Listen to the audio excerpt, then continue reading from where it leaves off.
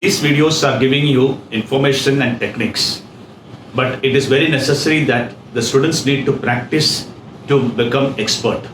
Just by viewing my video or just by listening to the video, it is not sufficient to learn mathematics. Mathematics can be learned only through practice. So there are more than hundreds of viewers here. What I notice is that majority of the students are just only viewing, not practicing. This will not give much benefit to the students. So it's necessary that you need to refer some book, or you should ask me for some worksheets to practice on a regular basis. Many of the students are contacting me on my WhatsApp, and I'm sending them regularly the worksheets, and also I'm giving them the feedbacks. Now today we are going to learn a techniques to calculate limit by using derivative. We have learned in the beginning that definition of derivative is using limits. But now what we are going to do is, using derivative, we will find the limit of the function. That is a technique that we do. And we call this rule as L'Hopital rule. The L'Hopital rule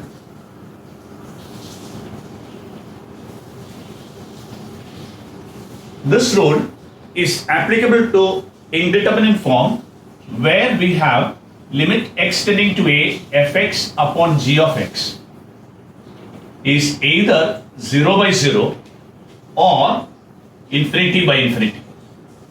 We can apply this rule only to those functions whose limits gives you 0 by 0 or infinity by infinity. Direct, that means either f of a should be equal to g of a should be equal to 0, or f of a equal to g of a should be equal to infinity.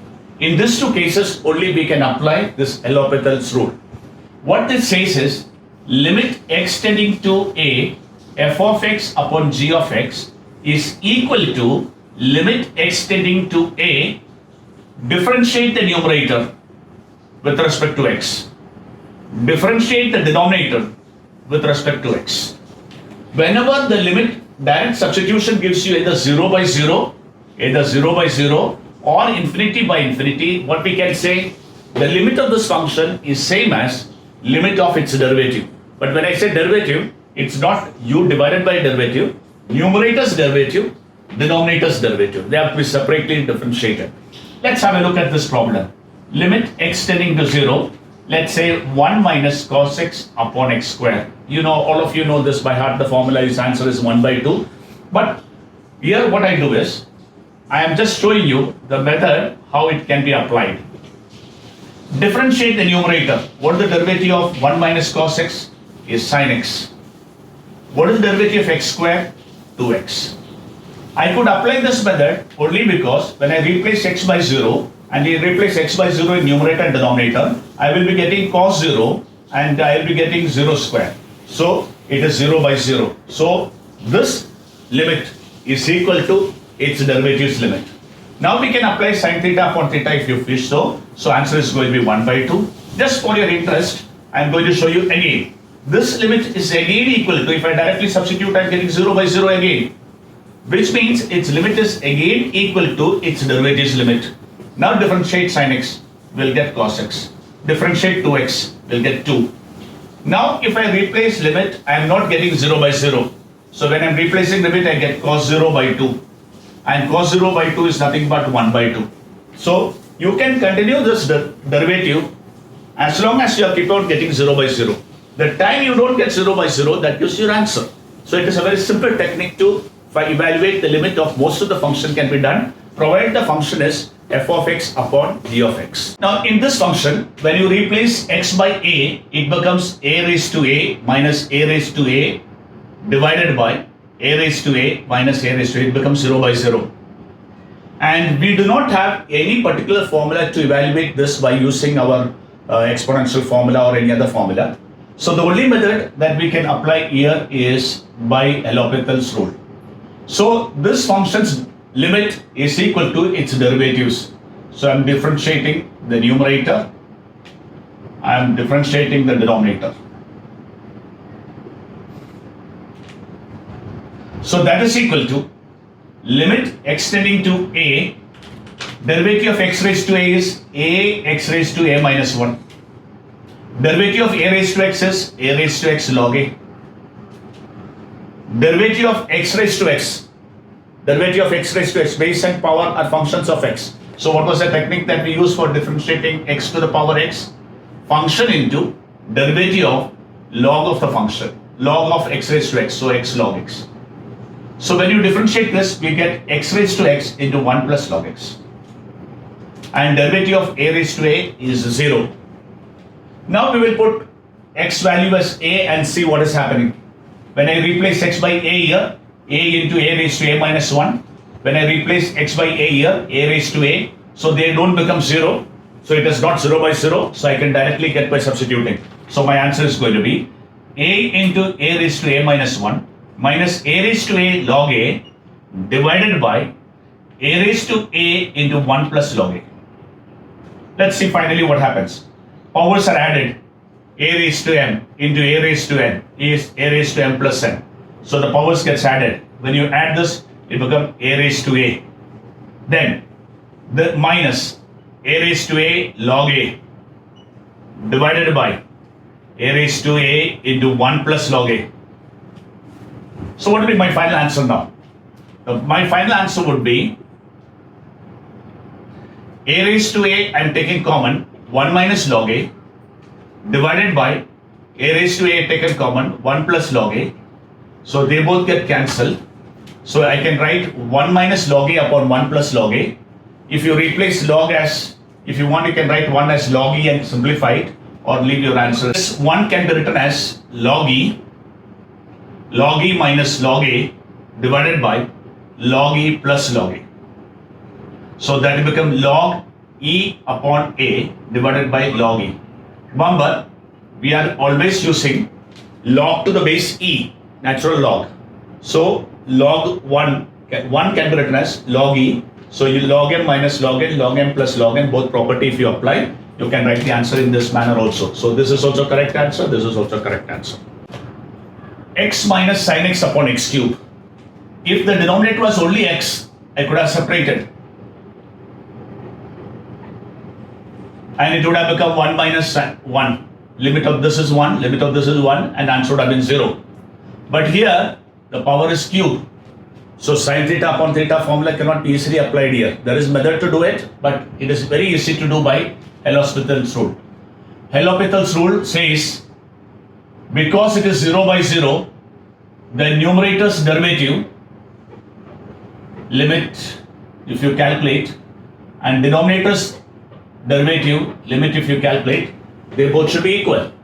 So that is equal to limit x tending to 0, 1 minus cos x upon 3x square. Over here, if you want, you can use the formula. You can use this formula, limit theta tending to 0, 1 minus cos k theta upon theta square is k square by 2. You can apply this formula. But if you are not well versed with that, again you can apply the derivative, because when you replace x by 0, it is again 0 by 0 format. So you can apply the derivative again. So derivative of 1, 0, derivative of minus cos x sin x, and derivative of 6x. Now we can apply limit theta tending to 0, sin theta upon theta is 1. This formula we can apply over here. So that gives you 1 by 6 into limit x tending to 0, sin x upon x. So answer is 1 by 6 into 1, so 1 by 6. You can also use this technique directly. The coefficient of x is 1 here, so 1 square by 2 will be the answer for this much. And this 3 is there, so it becomes 1 by 6. You can apply the limit over here directly, but I just wanted to teach you these rules can be continuously proceeded till as long as you are getting 0 by 0 or infinity by infinity, you can keep on doing the derivative and get the answer. Even if you do not know any formula of limit, you can continue this method and get the answer. Now let's have a look at this problem. Here there's no numerator and denominator to apply L'Hopital's rule. So I will write this as limit x tending to 0 log sin x upon 1 by x. Because x can be written as 1 upon 1 by x. So this x can be written as 1 upon 1 by x. So that's how this 1 by x has come to denominator. Now when you apply the limit, this becomes infinity, this becomes infinity, so infinity upon infinity. So L'Hopital's rule can be applied here. So limit extending to 0, when you differentiate the numerator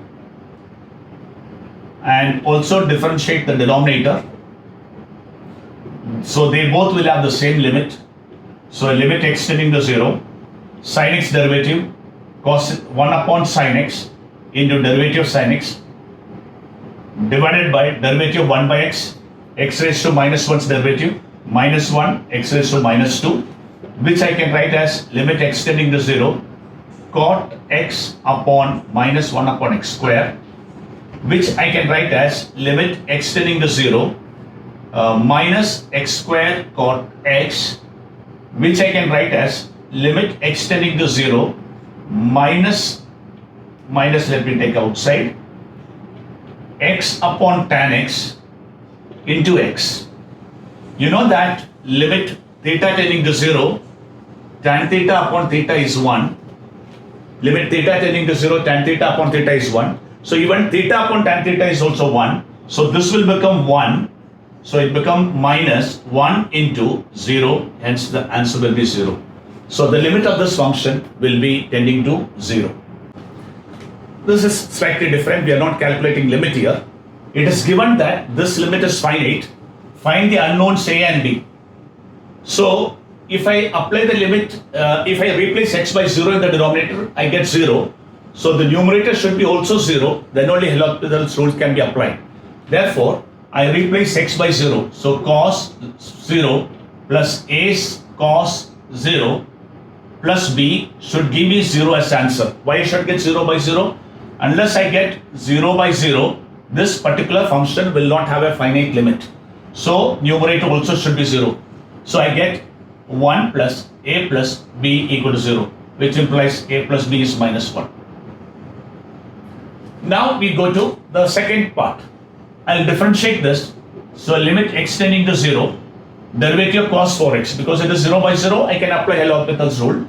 So derivative becomes minus 4 sin 4x, cos 4x derivative minus sin 4x into derivative 4x, that's how 4 has come, plus a into cos 2x derivative minus 2 sin 2x divided by derivative of x raised to 4x cube. Derivative of b is 0, that's why I have not written here. Now when I replace x by 0, I get 0 because sin 0 is 0, sin 0 is 0, this 0, 0 by 0.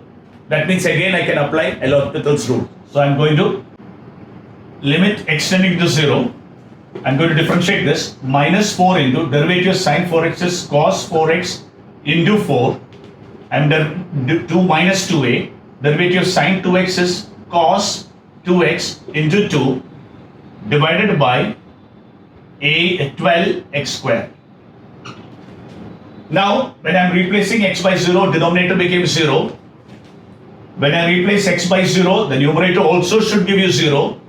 Then only limit will exist. So I'm replacing x by 0. So minus 16, 4 into 4, 16, cos 0 is 1.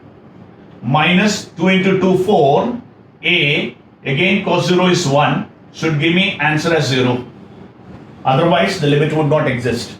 So I can say from here, minus 4a equal to 16, therefore a should be equal to minus 4.